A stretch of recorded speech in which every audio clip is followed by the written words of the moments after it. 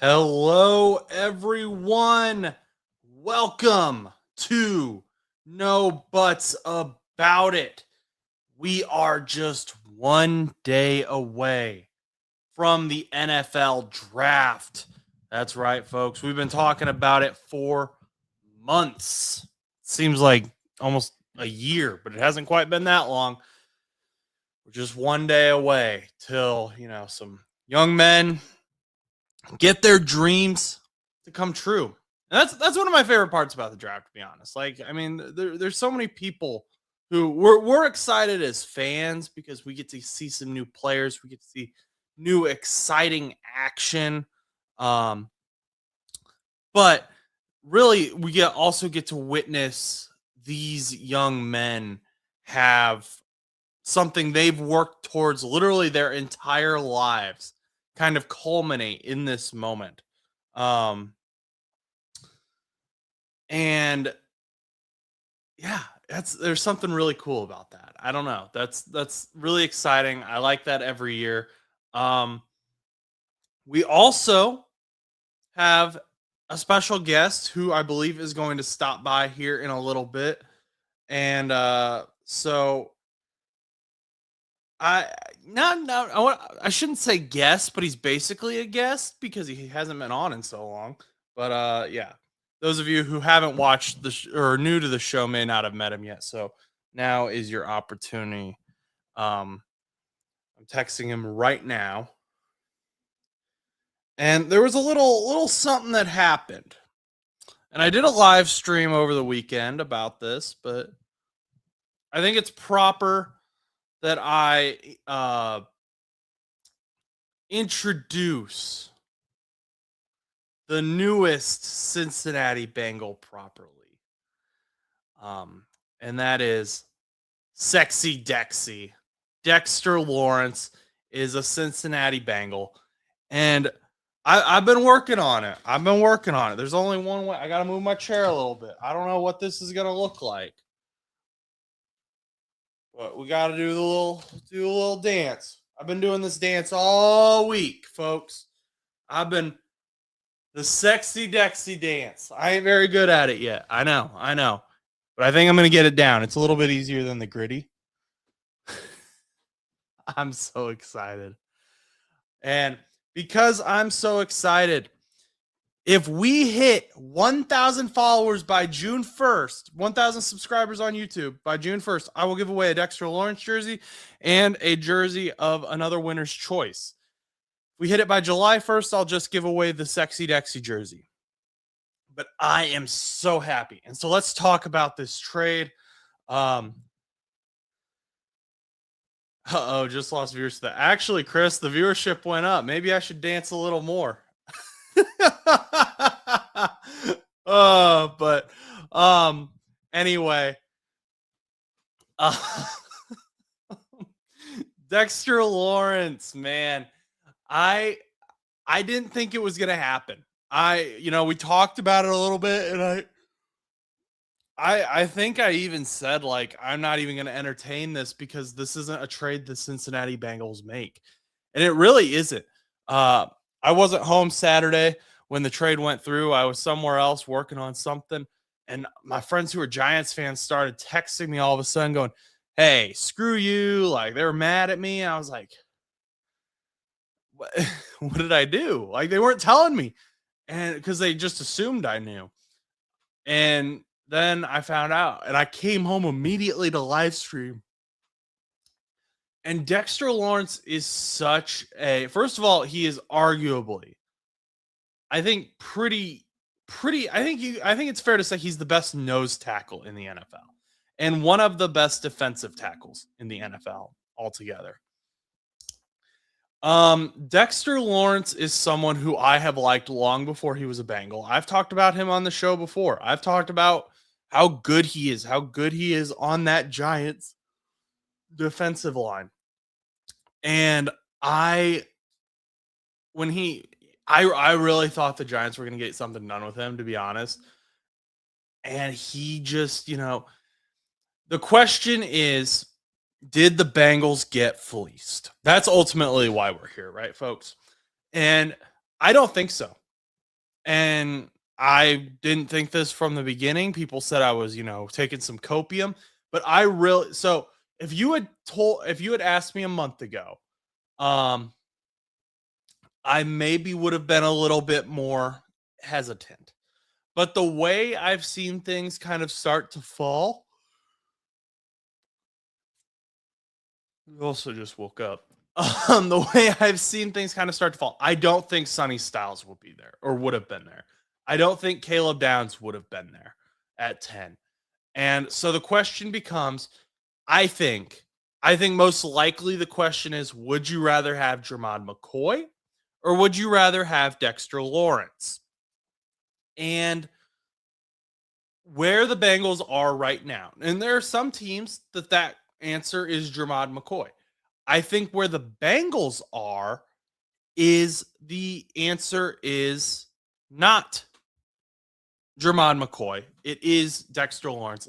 And I think the Cincinnati Bengals are one of those teams. The Jermod McCoy, he may be a fantastic player.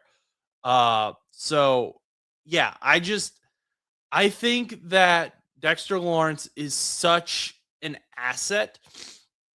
Honestly, if I were the Giants, I would have taken a first round pick for 2027 draft, not this draft because this draft sucks.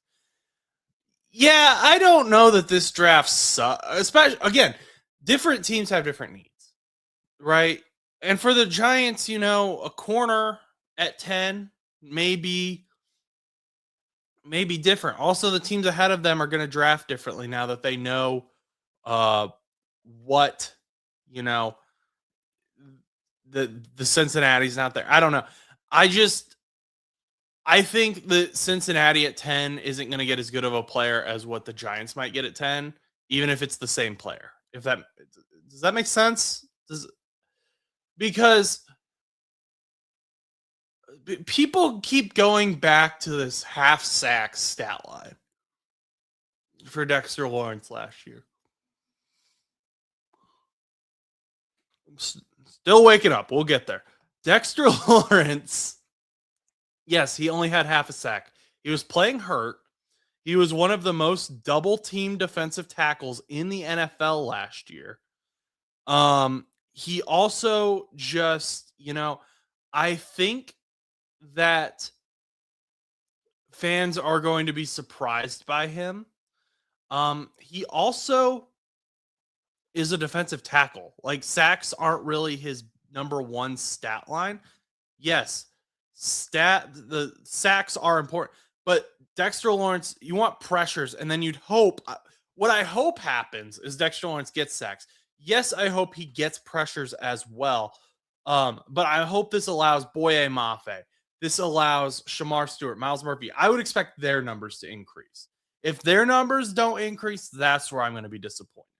I'm excited though. I'm excited to see Jonathan Allen lined up next to Dexter Lawrence with BJ Hill coming in as a rotation. Why are you just hating on the Bengals, Chris? What did we do to you? We have a former Viking on our team. You should be rooting for us. Yo, NFL draft is tomorrow. We hype. Hello, Mr. Porky. I know you're a Lions fan. Who we hoping the Lions take tomorrow? Be doing a little bit of a midnight stream reaction, by the way, if once I get home. I took Friday off work. This week's been crazy as well. Just life. The whole month of April's been crazy. I'm ready for April to be over. But Chris, what is your sincere tackle? I'm fine with any of Proctor, Freeling, or Fano. Fano, where are you guys? I'm still trying to. There's a little bit of movement in the draft order. So, Fano might be there at 17. Fano. Fano. I've heard I need ESPN and CBS to get together and NFL Network and learn how to pronounce these guys' names because they all pronounce them differently and it screws with me. And I don't have time to go through the media pronunciation guide for every single team. But yeah, he might be there at 17. Proctor, I think I read they were expecting him. He was graded for the second round, but they could expect him to go in the late first. And then I know Freeling has been kind of early second, late first as well. So, yeah, I think any of those guys should be there at 17. Freeling would be interesting since you guys have Tate. Getting those two guys back together, lined up next to each other. Yeah, we're at 17. So the Lions will have a interesting draft. The Lions always draft pretty well too. I know you specifically weren't too happy about Jahmyr Gibbs, but I think you're happy about him now. Oh my gosh, he's here. I see him. I'm excited, folks. Let's see. I'm gonna add him to the stage right now in 3, 2, 1. Welcome, everyone. It is the long-awaited. I no longer have to host the show by myself. After months, Chus is back from his basement in Pittsburgh, Indiana. Welcome. Pittsburgh, Indiana, baby. So, Chus, how we doing? I just want to say, first off, you can hear me correctly, right? I can hear you correctly. Awesome. I just want to say, whenever I turned on StreamYard for the first time in a very long time, I have recently gotten a brand new phone. And because of that, for whatever reason, this new phone wanted to connect and use the phone microphone as the microphone for this, which screwed me up. So I had to get my AirPods all situated and everything like that. But I think we got it under control now. I think we're good. I just wanted to make sure that you could hear me correctly. But yes, I'm back. I'm doing great. I'm glad to be back. Trying to work out my work schedule a little bit. It's just been very offsetting of Josh's in the show. So I'm hoping that I can try to get on more frequently, but no promises. But I wanted to try my hardest to at least come on for this, and hopefully more as the off season continues forward into August. So very happy to be here. And Josh, I have something very special for you. You know, for anyone that that has joined us since my departure, you won't understand this, but for anybody that's a long time watcher of the show, you probably will. Josh, this is for you. I got the Bengals t-shirt on. Don't know if you can see it, but the Jordan Battle. I don't want to knock over my my reflectors right there, but I do want to say that I did hold up my end of the bet. I just never really wore it that much, and every time that we would get on for a show, I never remembered to wear it. And I remember you bringing it up, I think when we were on the phone not too long ago, and I told you I'd wear it. So here I am wearing it. For anybody that knows, or maybe doesn't know, I'm a Steelers fan, so this is very disrespectful to me. But I'm not repping necessarily the logo. I'm representing the guy on the back because I'm a huge advocate of Jordan Battle. And for anybody that's watching that's very curious, during COVID, I had a Madden franchise with a buddy of mine named Connor, and we grinded that crap out all during COVID. And for whatever reason, during the first draft, we decided to do like the 2024 draft or the 2023. It was like multiple years in the future. And my first round pick for the Seattle Seahawks was like after I won the Super Bowl, you know, just saying I did win the Super Bowl. With the 32nd pick, I took Jordan Battle, and he ended up being this crazy safety because I ended up also trading for Minka. And mind you, also this was a complete franchise mode, no fantasy draft or anything like that. It was just complete, straight up, just normal team. So I had Russell Wilson, I had all the OGs from 2020 or 2019 season, I guess, and I had Jordan Battle as my free safety. And man, he was a stud. I'd pick off Connor all the time. It was so bad that he actually ended up having to move to Kansas City. So because he was in LA, he had to go to Kansas City to win some games. But yeah, Jordan Battle was a legend. And there's been just some crazy connections with him over the last couple of years. Just a mutual friend of ours happened to know him or go to school with him or something like that.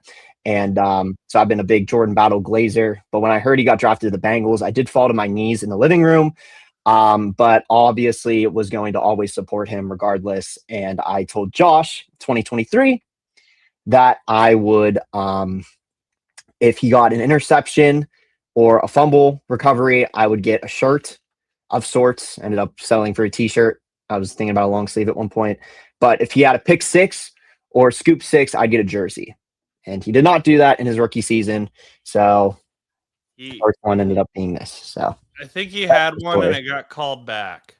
He had a pick six that got called back, but I'm pretty sure the interception was a sideline interception against the Cleveland Browns in one of the final weeks of the NFL season. Yeah, it was, because it was like right around the holidays, because it was like right like towards the end of December. I remember, because I was gonna get it, but it was like after I'd already done all my Christmas shopping and everything, and I was like, I just don't want to spend any more money, and then I just forgot, and I eventually did buy it, and then I just never wore it on the show, and figured what better time than now for the return to wear the Bengals shirt. I have not gone to the dark side, so this is not nearly 3 years in the making, folks.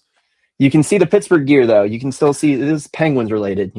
They play tonight for any hockey fans out there, but they're down 2-0 to Philly, which is disrespectful. But this is not a hockey show. This is a football show. So. Not a hockey show. Maybe in the future, if we hit that 1,000 subs, maybe I'd talk about hockey. More than 1,000 subs, but Chris Viking says that you'd have appeared from your darkness retreat just like Aaron Rodgers to announce he's coming back to the Steelers. Do you have any breaking news for us out of Pittsburgh?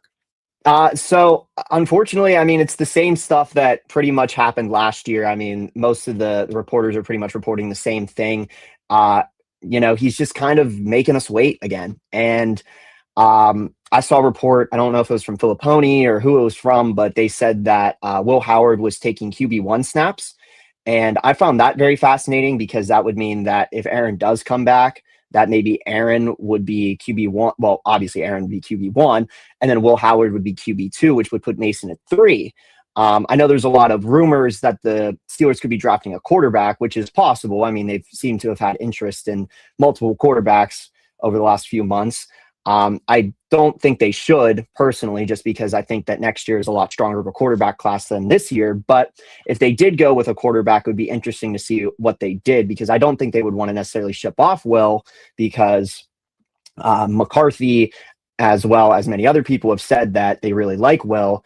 And I just don't know why they would want to just move on from him, which would open up the possibility of Mason getting traded, which would be an interesting move, because Mason's already, left the team, went to Tennessee, came back. It could be, possibly his final stint in Pittsburgh here, if they do go forth with drafting a quarterback and Aaron does come back. Now, it's going to be kind of a push, though, because if Aaron does come back and they draft a quarterback, you're not going to pull a Cleveland and have 4 quarterbacks that you're going to run with for the season. You're going to run with like 2 or 3 at most. So, no news yet on Aaron. I guess they're in good communication, according to McCarthy. So hopefully we'll know something here soon. My guess is it's probably going to be the same time as last year, probably around June. We'll probably know something, just because I'm sure he probably wants to just kind of not deal with the weeks. So, but yes, I have come back from my darkness retreat. I don't know what Aaron's doing though. I don't know if he's on a darkness retreat this time or not. I imagine probably that, or in the mountains, or doing something. I don't know. But yeah, it'll be interesting to see him come back if he does. You're in Pittsburgh, so obviously the draft is tomorrow, and I know you don't live right downtown, but what's the general vibe downtown right now? All the roads are closed, so it's pretty it's pretty bad traffic wise. Luckily, I don't really have to go into the city too much to get to work. I kind of like avoid a lot of it. But for the people that I do know that have to travel into town, a lot of them have different parking situations. Especially the ones that work over like near North Side, North Shore, et cetera, because that's obviously, for anyone that isn't familiar with Pittsburgh, North Shore is where Acrisure Stadium is at, where the main stage for the event is being held, as well as Point State Park, which is where all the little games and just different like event stuff that happen is at Point State. It's a very interesting layout if you ever look at it on a map, with it being, in one area of Point State Park, and then you having to walk like over towards like you have to like walk on a bridge almost, and like go towards the North Shore. but the vibe is interesting. Haven't seen so far too many out of state plates, but it's also early. It's Wednesday. They do have a lot of hotels booked, from what I've heard. Um, like I said, I bring up Filipponi a lot because he just always pops up on my feed. I don't know why. He's a big rage baiter here in Pittsburgh. He tends to rage bait a lot of times. But he said that like as of like 2 weeks ago, only 60% of the hotels in the area were full. I don't necessarily know if I believe that. I think that a lot more hotels are being booked like outside of the general Pittsburgh area because Airbnbs, hotels like really close to the city are very, very expensive. So I think a lot of people are steering away from those and going with the more cheaper option. But I'm hearing travel times up from like areas like Washington, PA, which would be about typically a half hour from the city on a normal day, maybe with pending traffic, maybe like 45 minutes to an hour, is upwards of like 3 to 4 in some cases, just because the bridge towards when you go on I-376, which enters you through the tunnel into the city, and you go towards North Shore, a lot of it's all detoured and stuff because you obviously can't enter North Shore. The only area you can enter that's on the North Shore, because there's North Side and North Shore, but North Shore, the only area you can enter is the casino, and everything else is blocked off for general traffic. So yes, the Chino is open. If anybody wants to go and park at the casino, by all means, it's $250 a day. I mean, you're more than welcome to. I mean, they're doing a 3-day special for like $500. I mean, not my cup of tea. Not my cup of tea. I mean, yeah. I mean, whatever you want to do. I think I would if you are going to Pittsburgh tomorrow or sometime this weekend for the draft, definitely take public transportation. I'm pretty sure that some of them, I don't know if it's the bus or the T, which is like our subway knockoff metro station. Like in DC, it's like our knockoff version. I know next year DC is hosting a draft, which that'll be pretty easy to travel via metro. But our T station, our T trains, I believe either the T or the buses are free. Weirdly enough, I think Port Authority is not charging anything. Yeah, so I definitely try to take advantage of that since they're going to be running like almost triple during that time period. But right now, I think it's pretty interesting just because like so far out of my friends, I haven't really heard anybody that's like really interested in going, just because of the craziness with the traffic, the people, and there's that unknown of like if our city can handle it, because when you are from Pittsburgh, obviously you know how the layout is and whatnot. And Josh, I know you've been to the city as well, so you kind of have an idea of what it's like. But the traffic is very hard, even on a normal day. There's only like 2 or 3 ways out of the city, and they're kind of like taking away one of them. So it's really gonna kind of and the draft compact a lot of people. Spot. What? Like, yeah, it's in a cool spot. I like the idea. I love the design of it. The new NFL draft logo. It's like cool. It kind of looks like it's like in Hawaii for some reason, even though we're just in Pittsburgh. They got like the bridge design on it. And I really like the stage, but yeah, the area is very tough. I don't know how it's going to look with 500, 600, 700,000 people downtown. I mean, I know what it's like when there's a couple 100,000 people downtown, and it's nuts. I mean, for a Steeler game, I mean, that place is popping, and it takes a very long time to get out of the city if you stay for a very good game. So, but I think a lot of the people that I know personally are more looking at it from what are we expecting? What should we be like? What's traffic going to look like? I mean, I know people that work downtown that are working from home this weekend. Like, there's just so much happening. A lot of like different adjustments. There's the city schools are off for the next like 3 or 4 days.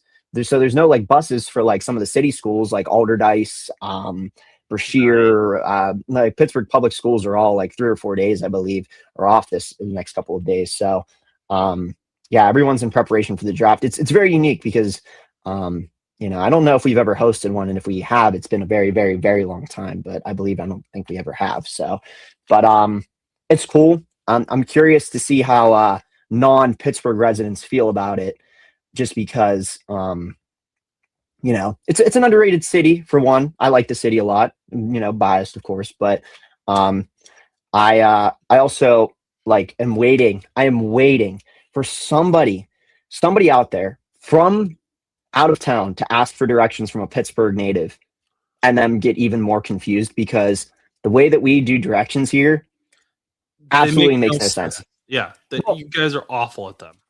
Well, I mean, if you're from Pittsburgh, it makes sense. But like the way that we do directions is like, if you're going from Point State Park to North Shore, it's like, all right, yeah, you make a right over by the fountain, and then you go up a little ways past that one tree where that one statue used to be, and then you keep going up the bridge, and then on your left there's going to be PNC Park, and on the right, like it's just like the way that like it's a interesting way. I mean, that was probably a bad example, but we use landmarks and lefts and rights and turn like lights and stuff. We don't use like street names. We just say, you make a left over there by that trolley station.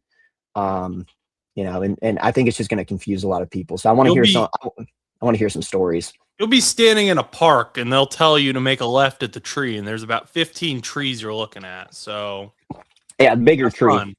The one that's got the leaves on it, the bigger one. The one with the branches. Yeah. I don't know if you're able to speculate or talk about this, but who are you hoping to see get their name called for the Steelers? I think for this draft, it'll I'm kind of hoping that they go like tackle route for this first round. I know a lot of people have said it's not very exciting of a pick. A lot of times people want like kind of like a big name, like like Green Bay a couple years ago, did the wide receiver pick, and it was like the first time they had drafted one in years. But I think that I think it would make sense, and I think a lot of mocks have been talking about him. I think it would make a lot of sense for the Steelers to go for Monroe Freeling from Georgia, just because obviously over the last week we've heard from Schefter and whatnot that Broderick Jones has had a setback in our line in that playoff game against Houston, and throughout the season had some ups and downs to them. So being able to add like another, young lineman would be very, very helpful to this team. I honestly, at one point, Michael Pittman wouldn't have came here, like we wouldn't have traded for him, I would have definitely said wide receiver. But with Michael Pittman here, along with DK, the running backs being Jalen Warren and Rico Dowd, which I think that'll be very interesting to see how that goes. But with our defense still being, primarily the same, I'm very curious to see how it goes. Are you able to Chris Vikings 30 mentions Ty Simpson. Ty Simpson. Okay. I just need a visual on him real quick. I just want to look at him. I know who he is, obviously, but I just need to look at him. Yeah. Here. Yeah, no, I got a picture of him. I got him. The Crimson Tide guy. Yeah, I know who he is. I know that there's like this weird. I'm just not big on the quarterbacks this year. I think that the quarterbacks being Ty Simpson, Drew Aller, and Carson Beck as possible candidates. Oh yeah, there we go. I needed that. Yeah, I needed some stat lines here. Like Ty Simpson, I think that he has like the potential to be good, but I don't know if it would make sense, in my opinion, for the Steelers to go after a quarterback. As I mentioned earlier, with having Will and Mason and possibly Aaron on the horizon, you would have to get rid of one of those quarterbacks. And at what point, like, who would you get rid of? Would you get rid of Will Howard? Would you give up on him already to bring in Ty Simpson? Would you get rid of Mason at that point? I know a lot of people would probably say Mason at that point, but remember, you also only have Aaron for one more year. And as I mentioned, I really like the quarterbacks next year. I'm not huge on Ty Simpson. Is it the end of the world if they draft him? No, because I think that he could very much develop into being a good quarterback. The Alabama quarterbacks over the last, few, 5, 6, 7 years or so have been like in between, I would say. I mean, some of them are really coming up. Obviously, I can't, Jalen Hurts, he's a Super Bowl winner. And obviously we had Bryce Young as well. He's kind of starting to come into his own with Carolina. It took a couple of years, but Carolina also didn't really have a team to work around until just, I would argue, probably last year. But even then, I mean, they freaking, I don't know if you guys saw in Carolina, but they were hyping up Kenny Pickett for some reason. Like they brought in Kenny and they did like a whole video documentary on him and posted on their socials. And I was like kind of taken aback by that, because it was almost like there was going to be some quarterback war, when arguably, from what I've seen over the last couple of years, Bryce Young is definitely the better quarterback over Kenny Pickett, in my opinion, at least last year. Just because, I mean, Kenny Pickett, yeah, Super Bowl champion with the Eagles, whatever. But I mean, there's still that throw that he had where like he gripped the ball and he fell over, and then he went in for the Raiders game last season and he had like 50 passing yards. I mean, arguably it's Bryce Young, unless Kenny Pickett has like some crazy breakout with Carolina, which is possible. I mean, you just never know what you're getting. But I just never know with these type of quarterbacks. And this year, I don't really think any of the quarterbacks are really speaking to me, except for Fernando Mendoza. And obviously he ain't coming to Pittsburgh unless Pittsburgh does some crazy stuff. Yeah. Okay. Yeah. So we've got two obvious different. We're a family-friendly show, but there's a dichotomy. No, I will. Yeah. So we've got Kenny Pickett is a football legend, and then we've gotten Kenny Pickett is butt.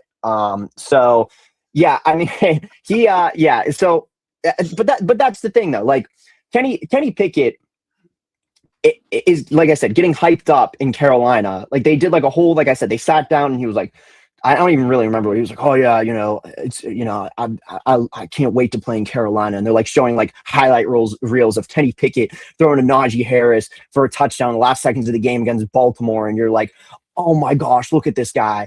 And like they're hyping him up to be like, like, and I just and I'm like, yeah, Kenny Pickett. I loved him in college. Like I said, being from Pittsburgh, I don't lean Penn State. I lean Pitt all the way, like through and through. So like I was very big on Kenny Pickett in college. I think that it's cool. It was cool to obviously see him get drafted to Pittsburgh. Would it have been a first round pick? Probably not.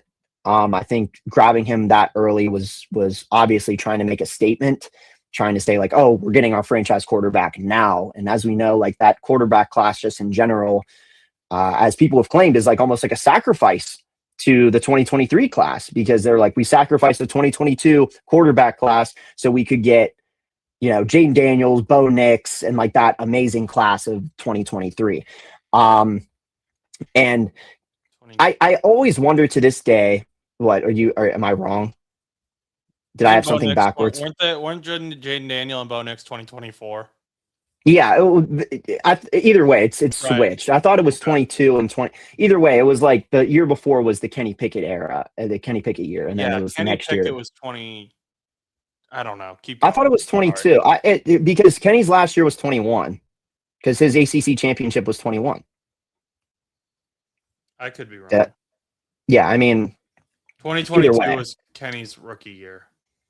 Okay, so he would have gotten drafted at the spring of 22. Anyway, the thing that I always wonder about with Kenny Pickett, and I'll kind of always wonder this as a fan, is with him, when Matt Canada did get fired at the end of towards the end of 2023, Kenny went in against, I think it was the Bengals, and they had they won another 13-10 game, I believe it was. And it was like a 400-yard offense. And people were like, oh my gosh, this is awesome.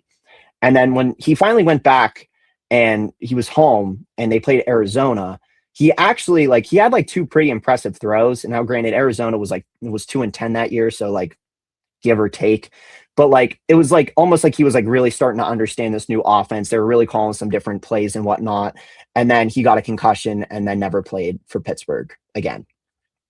So I always wonder what could have been. I mean, it would have been interesting because obviously in the spring of 24, Kenny requested to be traded, and then he was shipped off to Philly.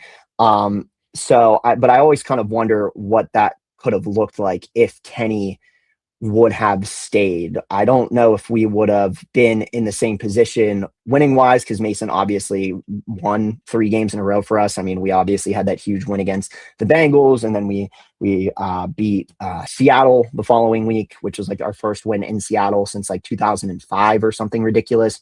It had been like almost 20 years. So I don't know if it would have been the same production, but I do wonder how he would have developed. Because obviously they threw in Mitch, and that was just a disaster. I mean, you lose to Arizona, and then you lose to New England. I mean, that was just terrible. And then I just, point being is I do wonder what could have been. I mean, under like an Arthur Smith offense, would it have been the same? Maybe, but it would have been definitely interesting to see if he would have ever developed into that guy. And I don't know if he ever would have, but with Kenny, for anyone that doesn't really follow Pitt, like his first couple of years were kind of all over the place. He had a lot of injuries. There were times where he kind of didn't look like the guy, but he was like good enough to get Pitt over the edge. And then in 2021, he just like was lights out. Like he was like everyone, there's always the argument that it was like, oh, it was the guys around him. And it was. I mean, Jordan Addison obviously is a very, very amazing wide receiver. No, I mean, he's incredible. But the thing is like Kenny Pickett was the field general that year. He got Pitt to that 10-2 season, and then he won that ACC championship, and then he didn't play in the bowl game. But that year, if it was the new playoff scheme that it is now, Pitt would have been in the college football playoff that year. Now, granted, I don't know how it would have went, because obviously those teams in 2021 were, very, very good.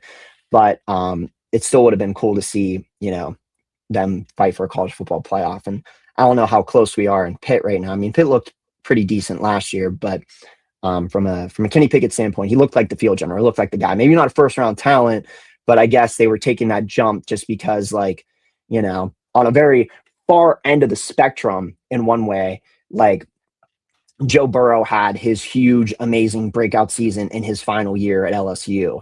And it's very hard to compare that because Kenny Pickett only had, I think, like 30 touchdowns total in his final year.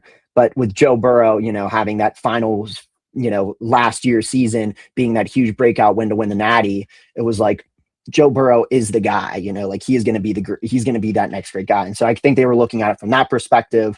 On top of that too, fun fact for anybody that cares, the Steelers and Pitt do share a practice facility. So a lot of the Pitt players tend to interact, I imagine, with a lot of the Steelers people. So, it kind of made sense because they would probably have obviously seen Kenny at some point, for Pitt Pro Days and different things like that, where they were probably like, oh, we could take a jump on Kenny. We could we could see how this could possibly go. So I don't really know where I was going with that. Okay. But yeah, so it kind of made sense, more or less. It kind of made sense for the jump, was that they were like, oh, shared facilities, we trust in these Pitt guys, and I mean, same thing with James Conner. I mean, almost a decade ago, the Steelers went with James Conner, and I mean, he was supposed to be a 3rd or 4th round pick that year. But what team better to go to than the Steelers, because they're watching him play, they're watching him practice, they see how he is. He's just next door. And then they needed a running back that year because of the whole Le'Veon Bell situation and stuff. So it worked out. 17. Right. Yeah. So, yeah. We got another special Piper here. we got thunderstorms here in Indiana, so Piper's going to join the show. Oh, very nice. Yes, Piper has picked very well this season.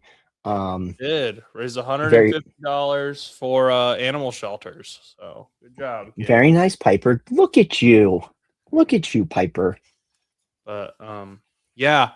I this quarterback class is really interesting. Like, Tom Pelissero just tweeted that Carson Beck's expected to go earlier than everyone else. Can't 100% rule out round 1, but believes he'll go round 2. I wouldn't even have Carson Beck in my first 2 rounds at all. So that's no. I think I think he would be a late day 2 pick, or like an early day 3 pick maybe. The thing that you have to talk about with Carson Beck too, and I'm going to fact check myself with him as well.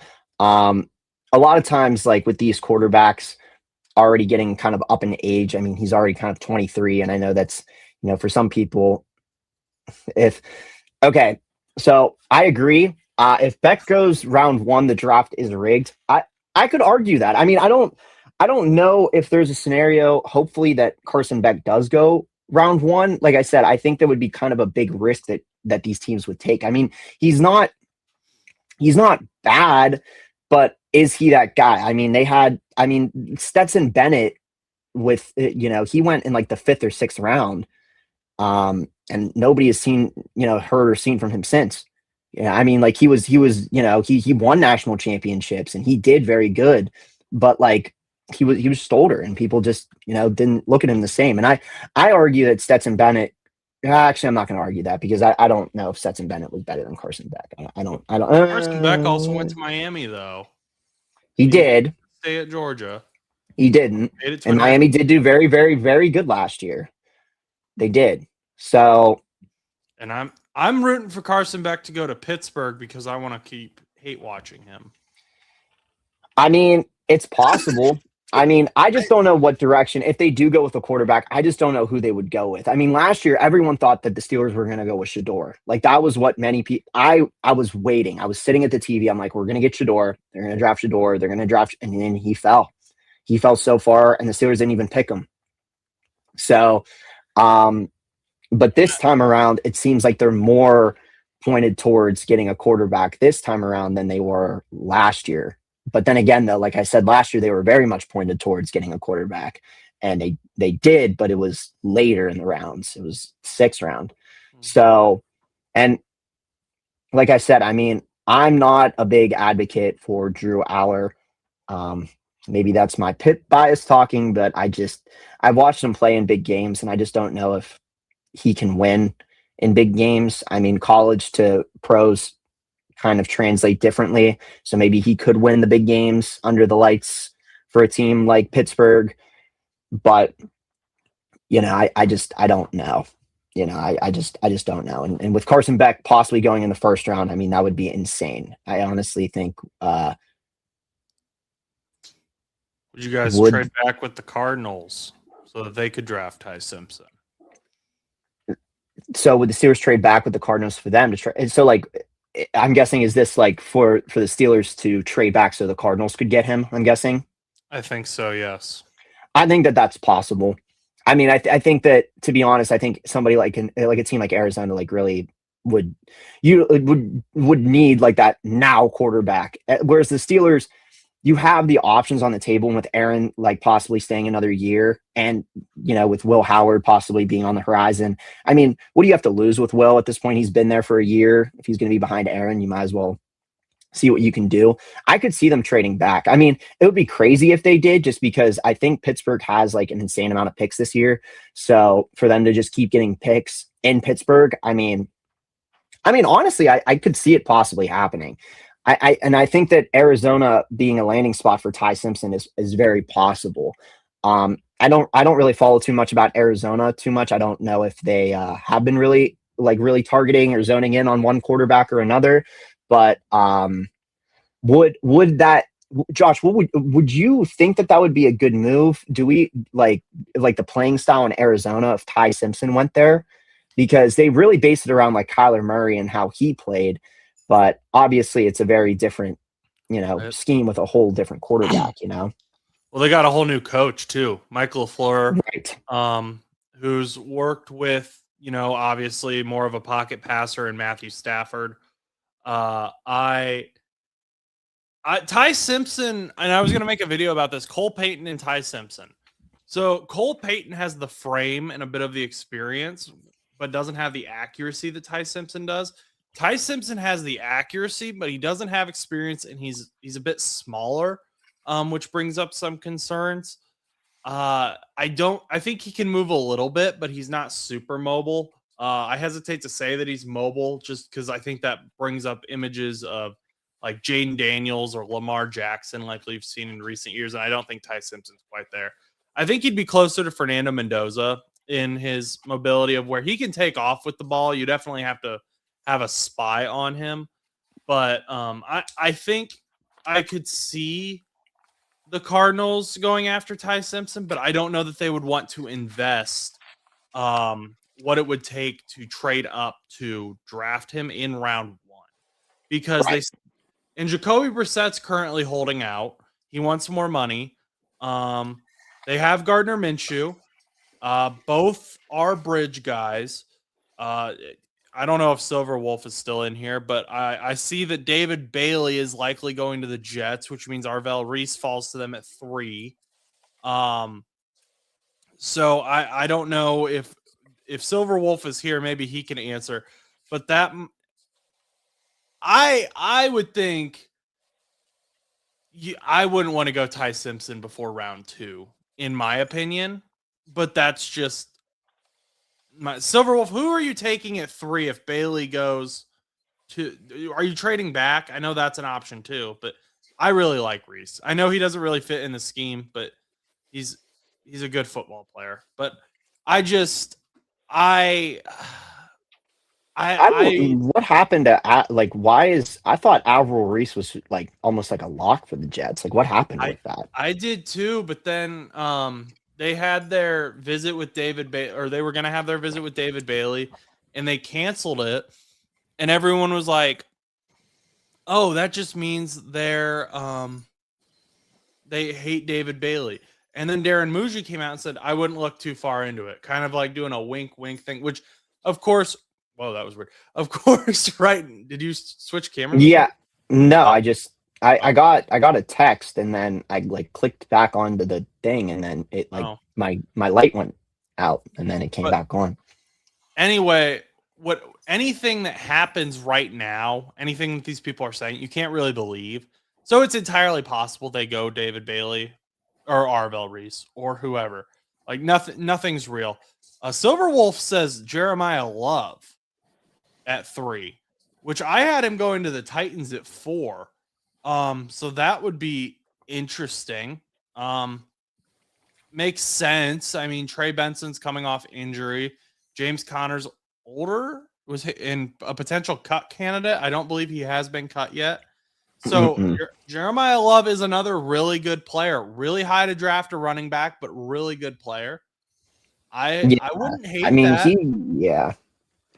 I wouldn't hate it. Yeah, I don't know if I'd hate that either for Arizona, especially like you said. Like, I mean, they had with the running back situations last year. I mean, you guys had like such all over the place running backs. I remember, I don't even remember who was it that they picked up like late in the season that was like that random. He was like a vet. It wasn't like that. Was it It wasn't Dalvin Cook, was it? No. There was somebody though. It was because obviously they went through all kinds of running backs, and I remember having him with Kareem. No, it wasn't Kareem Hunt. It was somebody like that. It was some random running back that was like there, and then he got cut, and then he was on the practice squad, and then he came back, and then he got moved back down, like just because of all the injuries that they had. This guy would be a lock, for Arizona. Now, do you fear that Jeremiah Love could turn out? Don't hate me for this, but do you fear as a Cardinals fan that he turns into like a David Johnson? Might have been Bam Knight. Could have been Bam Knight. Or Michael Carter would have been another one. Oh, Michael Carter. I think it was Michael Carter, to be honest. It was just some random running back that was like, like a Kerryon Johnson type beat where it was just like, oh, he had potential and then he just was all over the place. And then it was Michael Carter, he's going to get all the snaps. And then he had like 10 fantasy points or whatever. And then whatever that translates to. And then he got. I mean, would you think he could end up like a David Johnson? I hope he wouldn't get hurt week 1. That wouldn't be what I'm saying. But like, obviously David Johnson was supposed to be the guy. And then he ended up kind of falling off. I don't even know what happened to him really. He just kind of. Yeah. I mean, hang on. I'm trying to remember something. You can't just you can't just toss David Johnson in there. I gotta do my research. I remember David Johnson, man. I mean, he was gonna be the guy, man. He was decent. He had that 2016 season. I was trying to remember. Yeah, 2016. He had over 1,000 yards and 16 touchdowns. So I mean, if you get 2016 David Johnson out of Jeremiah Love, you're probably pretty happy. Yeah, I mean that's true. You know, I I think just he's a I little just bit of a remember him different being that player. that one season where he just got hurt right off the rip, and then he had like a good season or two, and then he just kind of like disappeared. If you You get know, healthy Christian McCaffrey out of him, you're really happy. Because if that's you what got something like a Christian McCaffrey out of him, that's game over. I mean, like, because obviously we see in San Francisco, they build like an entire offense around Christian McCaffrey and Brock Purdy. If you have somebody like, I, arguably, I guess, Jacoby Brissett, but like, if it's not Jacoby Brissett, if it ends up being somebody like Ty Simpson, you have him start over like right away. I don't know if I would do that, but if you did have him start right away, if you put the most faith into him to start week one over like Gardner Minshew or Jacoby Brissett, pending that he does not hold out any longer, um, you could really build an offense centered around both of them, especially if Jeremiah Love ends up being like that, he can run the ball, but he can also pick off those passes. He can do the wheel routes. He can do all that, that crazy stuff that CMC does. Like, I mean, CMC was amazing in Carolina. Like, I mean, he really was. He was the he highlight of still that is when offense he's for years. healthy. Right. Well, I said in Carolina, but I meant like, I'm, I mean, but I mean, well, now in even San now, Francisco, he's fine. Yeah. Oh, San Francisco, he's great.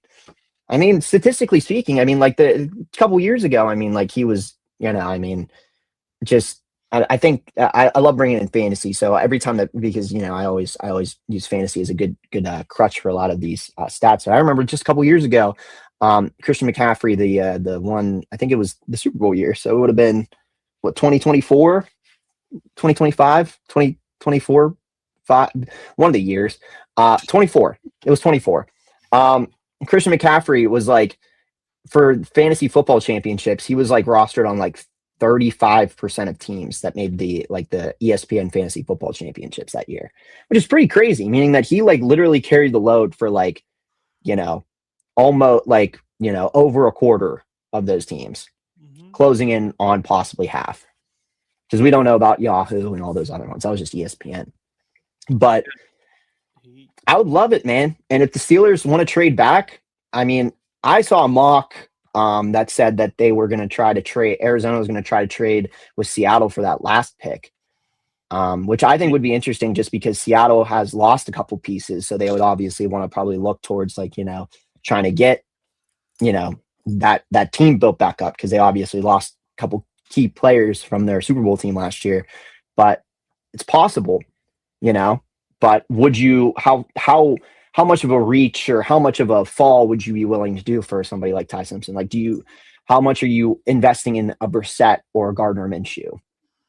Is what I'm saying because it's the same thing with the Steelers. It's like if Aaron Rodgers doesn't come, you would have to invest in you would have to you know go with Will and Mason, and then I imagine either pick somebody up or a practice squad guy. I mean, last year they had Skylar Thompson hanging around. Um, but yeah, I mean, it's a very similar situation. It's like who do you put in that spot? But I mean, and the Seahawks have said they're open to trading back, which again, you can't believe everything, but Seahawks have said they don't want to stay at 32, so that could happen. Um, but we are running a little bit out of time here, and I want to get some reaction from you on two other stories. okay, sure. One of them is what I was talking about here at the top of the show. Big trade. Dexter Lawrence is a Cincinnati Bengal. As an Okay. AFC North rival, what is your reaction to that? So the thing with Dexter Lawrence is he his year the year in 2025 last year, I don't think he had as good of a year as he did the year before in 2024. So whether that was regression or whatever the case may be with that, you're kind of hoping that he pans out to be like that 2024 guy where they lean on him like the Bengals did with Trey, where it's like he has to be that guy. He has to be the key. He has to be the Max Crosby. He has to be the the Watt, whatever comparison you want to make. He has to be that guy on that defense. I mean, obviously, you guys made like you told me we had the conversation about it. You obviously made some pickups to that defensive line as well as your linebackers or whatever on defense. But for me, obviously, he's a huge threat for somebody like us, like for the Steelers, who are working on building up that O line, developing these younger guys like Faetanu and Frazier and McCormick and whatnot. You're trying to get these guys like even more ready than they already are to become like those, David DeCastros and Marquise Pouncey type guys, and they will come. I see it. I can see it happening, but we're adding. Hopefully, we add Freeling. Anything can happen in the draft. Like I said, everyone had us projected last year to get Shador, and it ended up being Faetanu. So with that being said, I am a little nervous about it, but also I could see Dexter Lawrence also, being a key piece to your defense, but for every game, for like AFC, just normal opponents and whatnot, he may not be as big of a threat. Maybe he's not as big of a threat for the Steelers, but he's a huge threat for the Ravens. I mean, definitely the Browns. I mean, the Browns, they're just going to be scared of everybody in this division. But I mean, we also talked too. I was kind of surprised that they would even take, they would be even willing to trade for, trade away their top 10 pick. But you've mentioned that there really wasn't anybody that you really were interested in for the Bengals, which obviously kind of helps, right? I don't think anyone was expecting them to do it.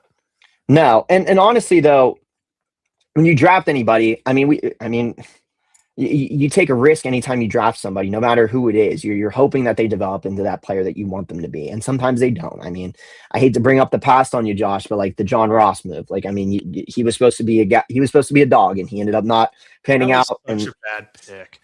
That was a bad pick in 2017 when it happened. Yeah, but that's the thing. So like, it's one of those possibilities where it's like, well, you take a risk, you hope for the best, and if he pans out and he ends up being that guy, whoever you would have picked at 10, great. But with Dexter Lawrence, the one thing you do have with him is experience, and if he ends up turning on the jet fuel, the engines, and ends up playing like he did in 2024, I mean, the stat wise, he's had significant drop. He had a significant drop in 2025, but did he play the full season? Do we know? Did he get hurt at all? He was playing injured.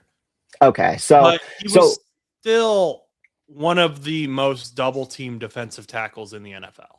Right. So, and regardless of the injury, it doesn't take away the fact that he still had, like multiple, bigger plays. But he had, like I said, he had quite the drop. You really have to hope so that he can get back to that like 9 sack type year with like the 23 tackles, 21 assist type things, like you want to get back to that stuff. I mean, it looks like he did have an interception last year, so for 37 yards, which is kind of fun.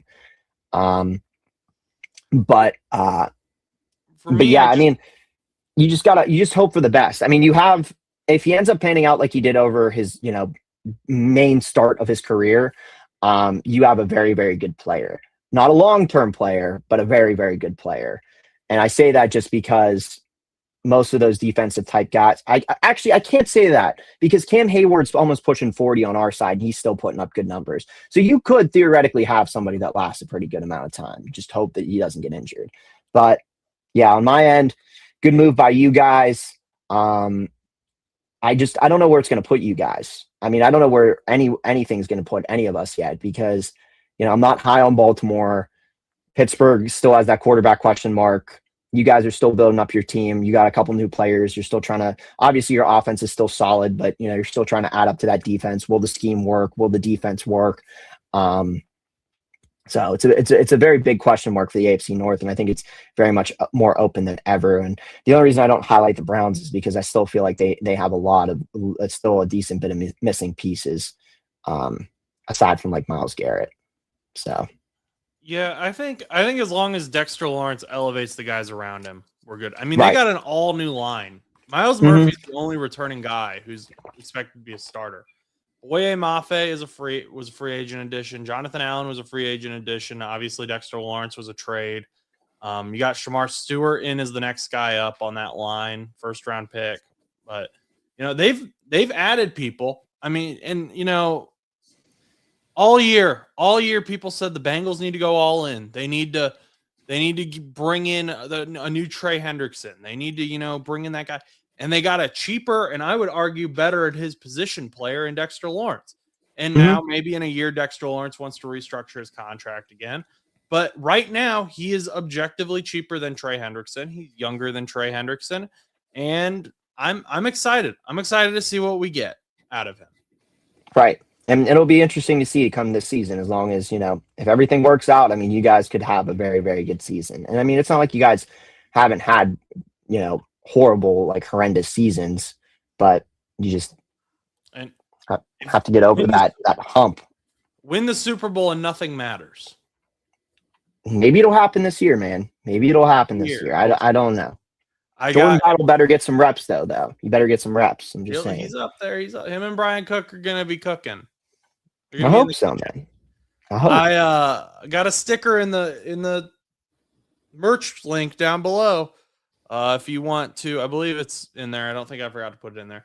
But there's a sticker that says 10, got it crossed out for 97. That's right, Dexter Lawrence. So if you want to support the Screw That Pick movement, you can buy that sticker. Support No Buts About It. Support that movement. But Chus, one more thing. I don't know if you muted yourself, but okay.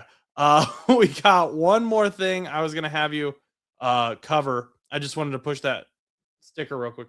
George Pickens isn't going to get an extension. The Cowboys want him to play on the franchise tag. Just real quick, what are your thoughts on that as a former Steeler? Do we know any reactions by George Pickens on it? Is he I don't think he's holding out or anything like that. No, I think it just came out today, so I haven't seen anything where he's holding out or anything like that. Okay. The only reason that I ask is just because George Pickens, when he was in Pittsburgh, was very I guess you could argue bipolar in some ways.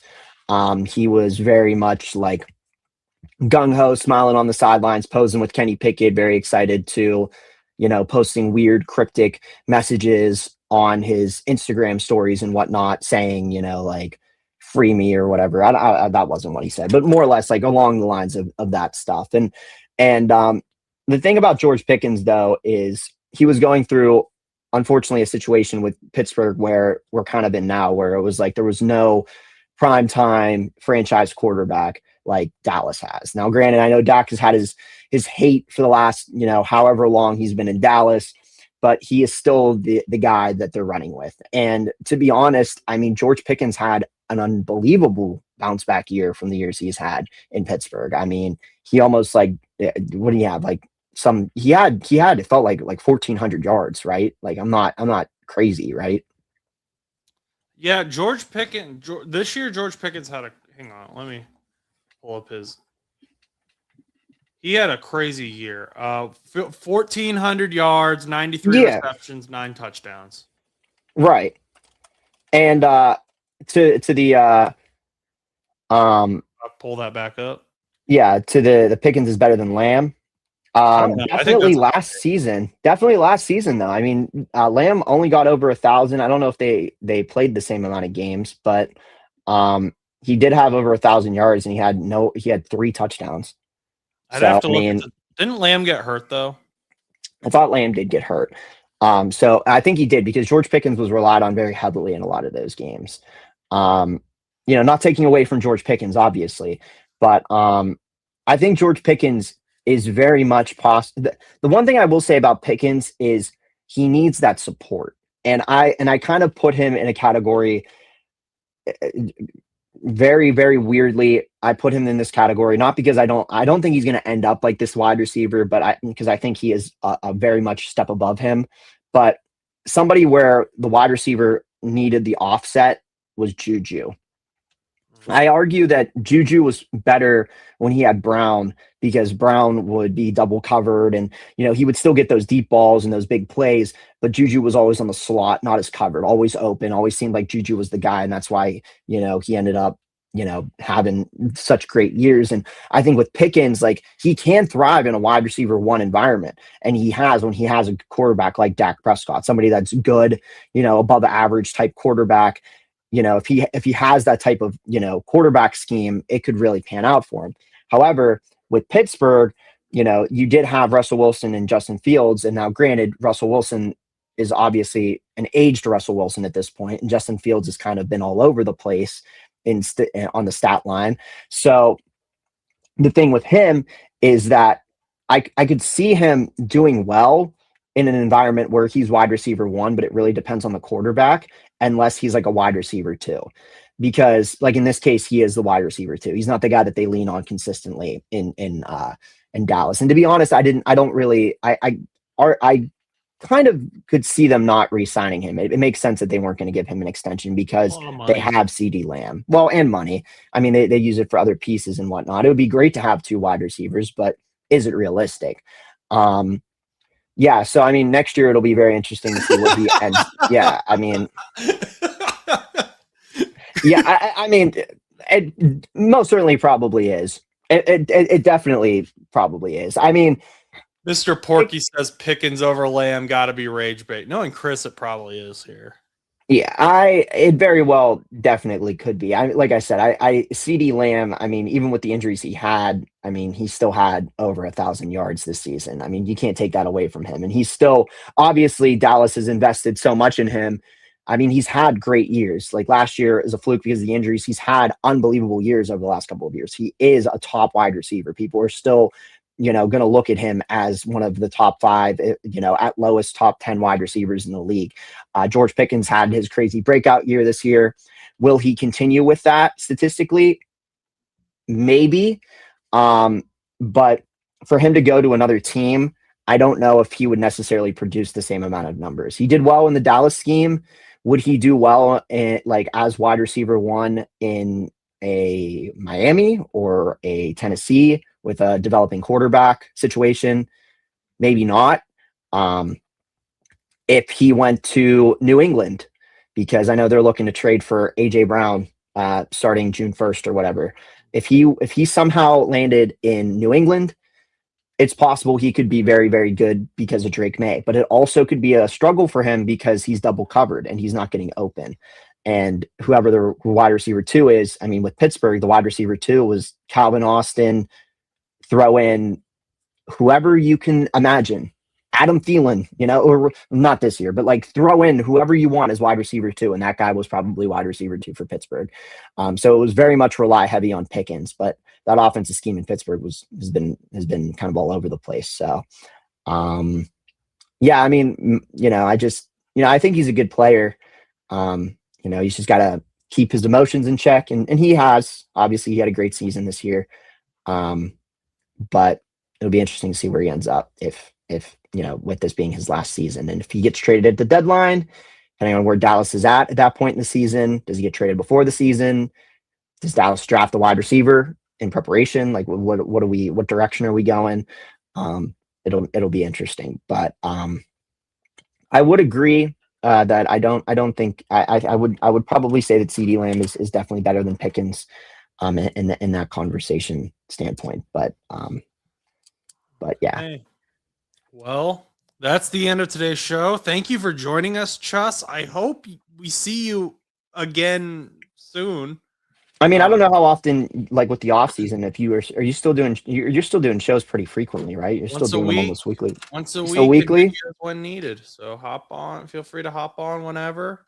You do a lot behind the scenes. So I'll try my best to hop on when I can. I'm glad to have came back for today's show. I'm hoping that my schedule interlinks more with yours going into the summer.